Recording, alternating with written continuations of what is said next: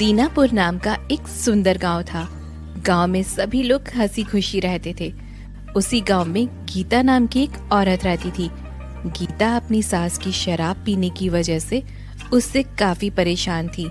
जब भी उसकी सास सरला शराब पीकर आती तब उनके घर में झगड़े शुरू हो जाते। एक दिन उसकी सास सरला काफी नशे में थी और गांव के बाहर खड़े होकर जोर जोर से चिल्लाने लगी, अरे गांव वालों, कहाँ हो? बाहर निकलो। सारे के सारे कहाँ छुप कर बैठ गए? ओ गांव वालों, बाहर निकलो। गांव वाले उसे देखकर उसके पास आ जाते हैं और कहते हैं, क्या बात है सरला बहन, क्यों जोर जोर से चिल्ला रही हो? कैसी औरत हो, इतना नशा करके रोज रोज यहाँ पर चिल्लाती हो? जाओ अपने घर जाओ। मैं आज तुम लोगों की तकदीर बदल दूंगी। इस गांव के हालात बदलने वाले हैं। इस गांव की तस्वीर बदलने वाली हूँ। बोलो, किसको क्या परेशानी है? बोलो इस सरला बहन को, सबकी परेशानियां दूर कर देगी। गांव में भीड़ लगी देखकर उसका पति वहां आ जाता है और चिल्लाते हुए सरला से कहता है, अरे ओ भगवान, गांव की तस्वीर बाद में बदलना, पहले घर जाके मेरा पजामा वापस कर। सुबह से ढूंढ रहा हूँ, चल यहाँ से घर चल। क्या तमाशा लगा रखा है सरला। उसकी ये बात सुनकर गांव वाले जोर जोर से हंसने लगते हैं और सोहन से कहते हैं, अरे सोहन भाई, अपनी इस घरवाली को समझाते क्यों नहीं? शराब पीना कोई अच्छी बात थोड़ा है। रोज रोज ये इस तरह की हरकतें करती है, पूरे गांव में अपनी हंसी उड़वाती है और खुद का भी मजाक बनवा रखा है। थोड़ा समझाओ इसे। सोहन सबसे माफी मांगता है और सरला को लेकर घर आ जाता है और कहता है, अरे सरला, इतनी मत पिया करो। देखो, तुम सही से खड़ी भी नहीं हो पा रही हो। भगवान, थोड़ा तो रहम करो अपने स्वास्थ्य पर। मुझे माफ कर दीजिए, आज ज्यादा हो गई। मेरी मजबूरी हो गई है पीने की। मैं क्या करूं सोहन जी, मुझसे छूती ही नहीं है। आप ही बताओ। क्या मजबूरी हो गई है सरला, मुझे बताओ, मैं तुम्हारी मदद कर सकता हूँ। मेरी बोतल का ढक्कन कहीं खो गया था जी। अगर मैं उसे कहीं रख देती तो सारी की सारी दारू फैल जाती, इसलिए मैंने सोचा कि मैं उसे पूरी पी लेती हूँ। सरला की बात सुनकर सोहन को बहुत गुस्सा आता है, लेकिन वो सरला से कुछ नहीं कहता और अपने कमरे में चला जाता है। गीता अपनी सास को समझाते हुए कहती है, माँ जी, शराब पीने से आपको क्या मिलता है? आपको पता है, शराब पीने से हमारा लिवर खराब हो जाता है। मैंने आज ही अखबार में पढ़ा था माँ जी। मैं आपके हाथ जोड़ती हूँ, आप शराब पीना बंद कर दीजिए माँ जी। सरला थोड़ी देर सोचने के बाद कहती है, ठीक है बहू, मैं इसे कल से ही बंद कर दूंगी। तुम खाना ले आओ। गीता बहुत खुश हो जाती है और अपनी सास को गले लगाकर कहती है, माँ जी, आप कितनी अच्छी हो, आपने मेरी बात मान ली। हाँ बेटी, मैं कल ही अखबार वाले को बोल दूंगी, घर पर अखबार देना बंद कर दे। अभी तुम जाओ, मेरे लिए खाना लेकर आओ। सरला की ये बात सुनकर उसे बहुत गुस्सा आता है और वे भी गुस्से में होकर वहाँ से चली जाती है। अरे, इसे क्या हुआ? मैंने तो इसे कुछ भी नहीं कहा था। पता नहीं शराबियों की बातों का इन लोगों को इतना बुरा क्यों लग जाता है।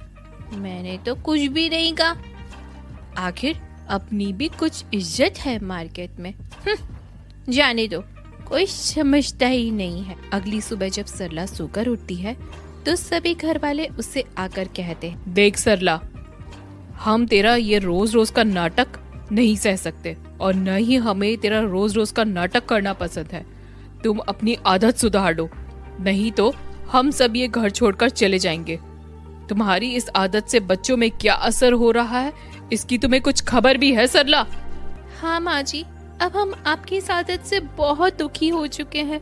रोज रोज आप पैसे चुराकर शाम को दारू पीकर घर में आती है। गांव वाले सब लोग हमारी मजाक बनाते हैं। आपकी वजह से इन्हें कोई काम भी नहीं देता। गांव में पूरी इज्जत खराब हो रखी है माँ जी, और आपकी वजह से हमने कितना कर्जा ले रखा है। सरला उन सब की बातें सुनकर बहुत दुखी होकर कहती है, मेरी शराब की आदत की वजह से तुम लोगों को इतनी परेशानी देखनी पड़ी। मैं आज ही अपनी आंखों को दान देकर इस आदत से पीछा छुड़ा लूंगी। न शराब को देखूंगी और न इसे पीऊंगी। सरला का पति सोहन बहुत खुश हो जाता है और कहता है, सरला, ये फैसला तुम्हारा सही है। तुम अपनी आंखें गांव के किसी अंधे को दान दे दो। बेचारा मरने से पहले दुनिया तो देख लेगा। ठीक है जी, मैं अपनी आंखें आज ही दान दे दूंगी, लेकिन तुम उसे बता देना ये आंखें सुबह 2 पैक लगाने के बाद ही खुलती है। सरला, तुम कभी नहीं सुधर सकती। तुम अपने स्वार्थ में अंधी हो चुकी हो। तुम्हें सिर्फ सोते जागते दारू दारू दारू और सिर्फ दारू दिखाई देती है। बाकी घर वालों से तुम्हें कोई मतलब नहीं है, इसलिए आज से तुम्हें कोई पैसा नहीं मिलेगा, समझी? ये कहकर वो सरला को बहुत डांटता है, लेकिन सरला चुपचाप खड़ी रहती है। ये सिलसिला ऐसे ही चलता रहता है। अब सरला को पैसे मिलना बंद हो गया था।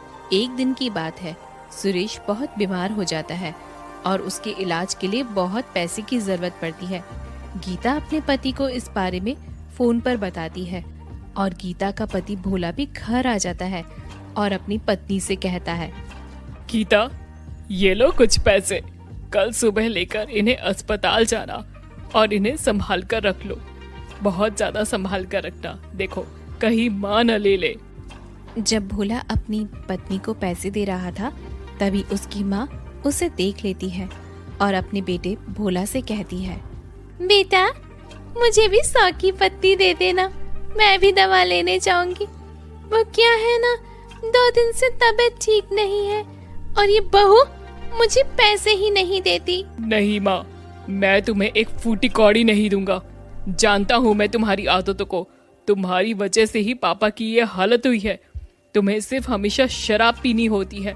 तुम्हें किसी की जान से कोई मतलब नहीं है। मुझे सब मालूम पड़ गया है माँ कि तुम गांव में शराब पीकर कैसे कैसे काम करती हो।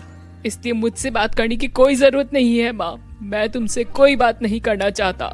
इसी कल मुही ने कान भरे होंगे मेरे बेटे के। माँ जी, अपने अंदर झांक कर देखिए, आपकी इन्हीं आदतों की वजह से आज पापा की यह हालत हो गई है। शर्म आनी चाहिए माँ आपको। छी, कैसी औरत है आप। ये कहकर गीता भी अपने कमरे में चली जाती है। सरला अपने मन में कहती है, मैं कुछ भी करके आज उन पैसों को चुरा लूंगी, फिर तो बस मेरी मौज ही मौज है, मजा आ जाएगा। ये कहकर सरला सो जाती है और रात में उठकर चुपचाप गीता के कमरे में जाकर वो पैसे चुरा लेती है। अगली सुबह जब भोला वो पैसे मांगने आता है तो गीता उन पैसों को लेने के लिए अपने कमरे में जाती है, लेकिन उसे वो पैसे नहीं मिलते। गीता वापस आकर कहती है, मैंने पैसे यहीं रखे थे जी, पता नहीं कहाँ चले गए, किसने चुरा लिए। कौन चुराएगा ये पैसे? यहीं कहीं रखे होंगे। देखो गीता, आराम से देखो। अगर आज पैसे नहीं मिले तो पापा का इलाज नहीं हो पाएगा। कहीं ऐसा तो नहीं जी कि माँ जी ने पैसे ले लिए हो, हमें उनसे पूछना चाहिए। वो दोनों सरला के पास जाते हैं और देखकर चौंक जाते हैं। सरला सुबह सुबह अपने कमरे में बैठकर शराब पी रही थी। माँ, आपको शर्म नहीं आती?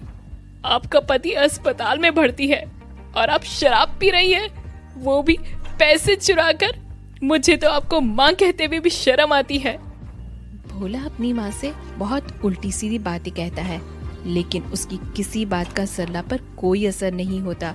सरला की ज्यादा शराब पीने की आदत के कारण उसकी तबीयत ज्यादा खराब होने लगती है और वो बेहोश हो जाती है। भोला तुरंत उसे अस्पताल लेकर जाता है और उसका इलाज करवाता है। डॉक्टर सरला से कहता है, आपकी ज्यादा शराब पीने के कारण आज आपकी एक किडनी गल गई है, इसलिए आज ही आपको शराब पीना बंद कर देना चाहिए, नहीं तो आपका बचना बहुत मुश्किल होगा। डॉक्टर ये कहकर वहाँ से चले जाते हैं। भोला अपनी माँ से कहता है, माँ, देखा ज्यादा शराब पीने से क्या हुआ?